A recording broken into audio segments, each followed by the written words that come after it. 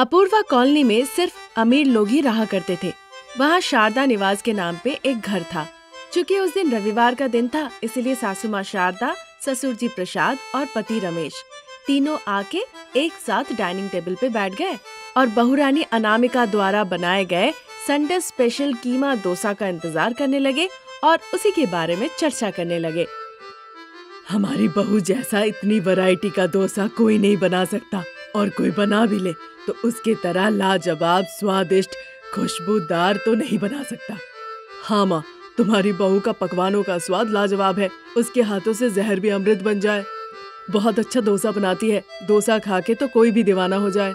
वही तो मैं भी कह रही हूँ, बहुत ही स्वादिष्ट डोसा बनाती है, दुनिया का सबसे बेस्ट। और उनमें उसका मटन कीमा डोसा सबसे बेहतरीन है। और हम भी उसी डोसा का इंतजार में हैं। हाँ पिताजी। इस तरह वो तीनों अनामिका के द्वारा बनाए गए मटन कीमा डोसा के बारे में चर्चा कर रहे थे। ठीक उसी वक्त अमीर बहुरानी अनामिका गर्मा गर्म मटन कीमा डोसा बना के उन तीनों के पास ले आती है। अनामिका को देखते ही वो तीनों एक साथ अपने प्लेट आगे बढ़ा देते हैं। ये देखकर अनामिका को बड़ा गुस्सा आता है। अगर आप लोग इस तरह बच्चों की तरह करेंगे तो मैं यहाँ से चली जाऊंगी।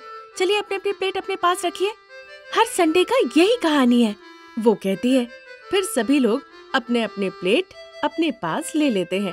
फिर अनामिका गर्मा गर्म मटन कीमा डोसा सभी के प्लेट में परोस देती है। साथ ही अपने लिए भी वो परोसती है। खुशी खुशी डोसा खाते खाते सभी लोग अनामिका की बहुत तारीफ करते हैं। बहू, एक सच्चाई तो आज तुम्हें कहनी पड़ेगी। तुम्हें तरह तरह के डोसा बनाने में कोई नहीं हरा सकता, आसपास भी नहीं आ सकता। तुम तो लाजवाब हो। ये तो आपका प्यार है सासू माँ। ये प्यार नहीं है बहू। तुम्हारे बहू बन के आने से पहले तुम्हारे सासू माँ के बनाए हुए एक एक डोसा खा के जैसे तैसे ऑफिस चले जाते थे। और जब संडे आता था हम तो नींद से ही नहीं उठते थे अनामिका। फिर काफी दिनों के बाद वो चिकन लाके डोसा बनाई। हम नींद से उठ के वो बेस्वादी डोसा खाए और फिर से सो गए। और रात में हम बाहर जाते थे डिनर करने के लिए। सच में अनामिका, जिस दिन से तुम इस घर में बहू बन के आई हो, हम बाहर कभी नहीं गए खाना खाने के लिए, और ना ही हम बाहर से कभी खाना ले आए। चारों मिलकर इस तरह से बातचीत करते हुए नाश्ता करते हैं और फिर बगान में जाके बैठ के कैरम बोर्ड खेलने लगते हैं। इसी तरह से दिन गुजर रहे थे। तभी एक दिन शारदा के घर पे बैंक मैनेजर सुदर्शन आते हैं। उन्हें वो सोफे पे बैठने के लिए कहते हैं। परेशान मत होइए, कोई बैंक मैनेजर किसी के घर इस तरह आते नहीं है। लेकिन जो मैं कह रहा हूँ ध्यान से सुनिए।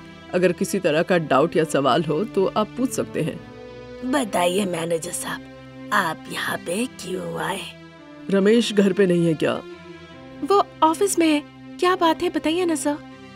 बताइए ना सर, वो किसी तरह का लोन लिया है और वो उधार नहीं चुका रहा है, या फिर वो बैंक में जाके बुरा बर्ताव किया है? वो उससे भी कुछ ज्यादा ही किया है। छोटी छोटी गलतियों के लिए कोई बैंक मैनेजर घर पे क्यों आए?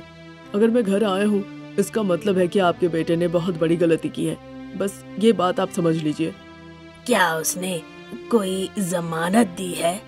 हाँ सर, इस मामले में हमने कई सारे नोटिस भी रमेश को भेजा था, पर उसने जवाब नहीं दिया।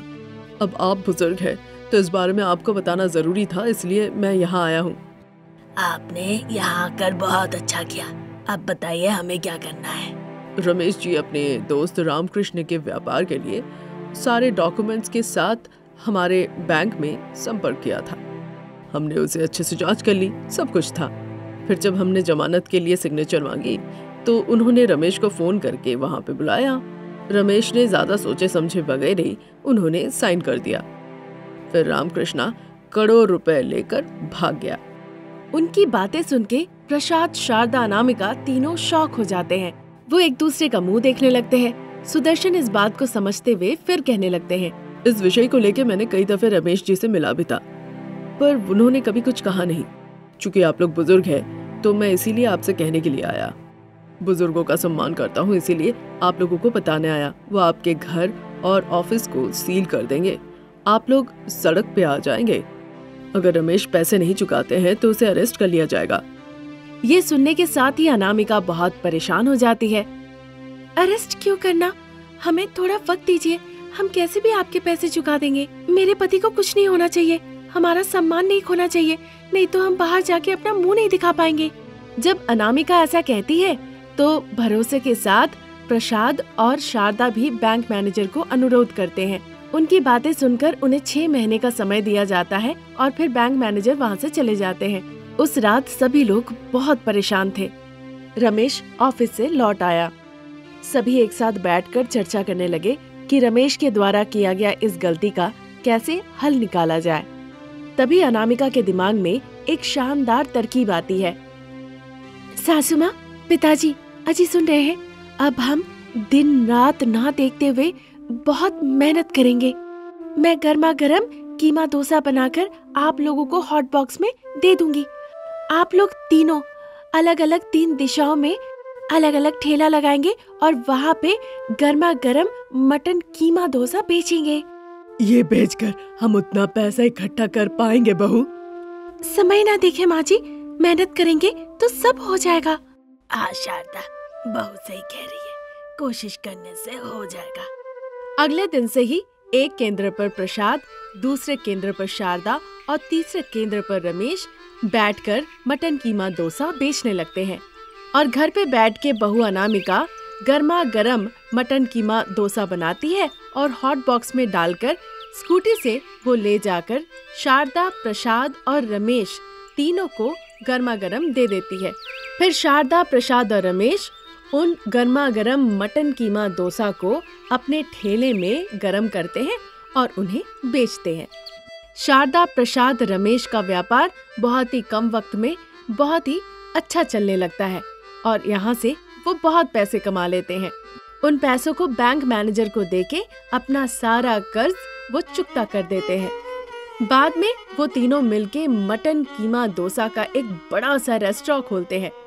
वो रेस्टोरेंट बहुत अच्छे से चलने लगता है और वो खुशी खुशी जीवन बिताते हैं। दोपहर का वक्त था। सासू माँ शारदा अपनी बहू अनामिका के लिए लंच बॉक्स पैक करती है और उस बॉक्स को लाके कॉफी टेबल पे रख के वो सोफे पे उदास होकर बैठ जाती है।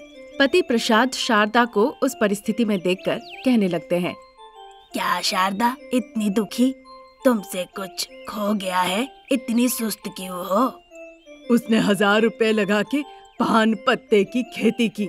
मैंने कितना मना किया पर एक ना सुनी। बहू जिस चीज की खेती करती है उसे सफलता मिलती है। उसकी बुद्धि पर हमें पूरा भरोसा है। सिर्फ मुझे ही नहीं, तुम्हारे बेटे रमेश को भी है। इसी वजह से जब तुम्हारी बहू ने कहा पान पत्ते की खेती करना चाहती है, हमने मना नहीं किया। अपनी व्यथा में कैसे समझाओ ये मुझे समझ नहीं आ रहा है। जैसे हर दौड़ में सफलता नहीं मिलती, वैसे हर खेती में भी सफलता नहीं मिलती। तुम्हारे बेटे के आने के बाद बताना। माँ ने कहा है कहकर वो सोशल मीडिया में पोस्ट कर देगा। तुम फेमस हो जाओगी, तुम बिग बॉस में भी जा सकती हो। इससे फालतू मजाक और कुछ नहीं हो सकता। जब तुम और तुम्हारे बेटे ने तय कर ही लिया है कि तुम लोग अपना दांत तोड़वाओगे, तो मुझे तकलीफ लेने से क्या फायदा। देख रही हूँ तुम्हारे पास कोई काम नहीं है। तुम घर का ख्याल रखो जब तक मैं लौट के नहीं आती हूँ। ऐसा कहके वो बहू के लिए बनाए लंच बॉक्स लेकर बहू को देने के लिए वो खेत के तरफ चली जाती है। घर पे प्रसाद आराम से बैठ के टीवी देखने लगते हैं। वहाँ गांव के अंत में लेक के पास जहाँ अनामिका के पान के खेत थे, वहाँ बोर वाटर बहते देख अनामिका बहुत खुश हो जाती है। पान की फसल काटने का अब दिन आ गया है। अब अच्छा दिन देख के चारों मिलके हमें फसल काटना होगा। वो सोच ही रही थी कि सासू माँ शारदा अनामिका का लंच बॉक्स लेकर उसके पास पहुँचती है। वो देखती है कि बोर का पानी बह रहा है और वो देखकर अनामिका बहुत खुश है। फिर शारदा पूछने लगती है, अरे पान पत्ते बहू रानी। अरे सासू माँ, मेरा नाम अनामिका है, पान पत्ता नहीं। अरे बहू रानी, जब जब तुम्हें पान पत्ते के पास देखती हूँ मुझे यही कहने को मन करता है। अब 4 दिन पहले तो तुमने पानी डाला था, फिर पानी दे रही हो। सासू माँ, हाल में तो पानी ही नहीं दिया, 10 दिन पहले दिया था। पान पत्ती की खेती में हर 10 दिन में पानी देना होता है। शायद आपको ये बात पता नहीं और आपको लगता है मुझे भी पता नहीं। पता नहीं होगा तो मैं खेती कैसे कर रही हूँ। ठीक है, चलो खाना खा लेते हैं। फिर सास बहू दोनों वहाँ से एक पेड़ के नीचे जाते हैं खाना खाने के लिए। वहाँ एक पेड़ के नीचे वो दोनों पत्थर के ऊपर बैठ जाते हैं। अनामिका खाने लगती है और शारदा बैठे बैठे अपने सारे संदेह दूर करने में लग जाती है। अनामिका भोजन करते करते ही शारदा के सारे शंकाओं का समाधान करती है। फिर शारदा को थोड़ी ठंडक मिलती है। देखो बहू, हर जगह प्रतियोगिता है, तुम्हें थोड़ा सहन करके तब जाके व्यापार करना होगा। अच्छे से फसल बेच के सारे पैसे इकट्ठा करना होगा, तब जाके मैं तुम्हारी दिल से तारीफ करूंगी। पर अभी तो मुझे तुम्हारी ये पान की खेती बिल्कुल अच्छा नहीं लगा। 4 महीने से मैं कड़ी मेहनत करी हूँ सासू माँ। अब फसल काटने का वक्त आ गया है। अब किसी को बुलाने की भी जरूरत नहीं। हम चारों मिलके आएंगे और फसल काट के ले जाएंगे। उसकी बातें सुन के शारदा चुप हो जाती है, कोई जवाब नहीं देती। काफी देर तक सास बहू बातचीत करती है। फिर अंधेरा छा जाता है तो दोनों घर वापस लौट आती है। शारदा प्रसाद बैठ के टीवी देखने लगते हैं। अनामिका किचन में खाना बनाती है। रमेश डाइनिंग टेबल पे बैठ के लैपटॉप पे कुछ काम कर रहा था। थोड़ी देर बाद सब एक साथ बैठ के अपना रात का भोजन करते हैं। तब अनामिका सभी से कहती है, पिताजी, माँ जी, अजी सुन रहे हैं? हमारा पान का फसल अब पक चुका है, उसे काट के ले आएंगे। उसकी बातें सुन के प्रसाद और रमेश दोनों हाँ कह देते हैं, पर शारदा ना कहती है। फिर प्रसाद के समझाने पे शारदा भी तैयार हो जाती है। अगले दिन चारों जाके अपने खेत में पान का फसल वो काटने लगते हैं। तभी वहाँ पे धर्मा नाम का एक आदमी आता है। वो होलसेल व्यापारी था जो पान के पत्ते बेचा करता था। वो फसल देखकर पैसे देकर वहाँ से चला जाता है। वो पैसे अनामिका शारदा के हाथों में देती है। उन पैसों को देखकर शारदा खुश होकर कहती है, मुझे पता था बहू, तुम असाधारण हो।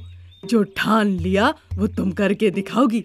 उसकी तारीफ सुनकर प्रसाद कहने लगते हैं, पलटने में तुम्हारी माँ आगे है, हम सब पीछे हैं। बातचीत चल रही थी। अंधेरा छा गया। तब तक वो सारे फसल काट लिए। दिन गुजर रहे थे। तभी एक दिन अनामिका अपने पान के दुकान में फायर पान बनाती है। ठीक उसी वक्त सासू माँ शारदा अनामिका के पास गई हुई थी। बिल्कुल सही समय पे आई है माँ जी, जरा मुंह खोलिए तो।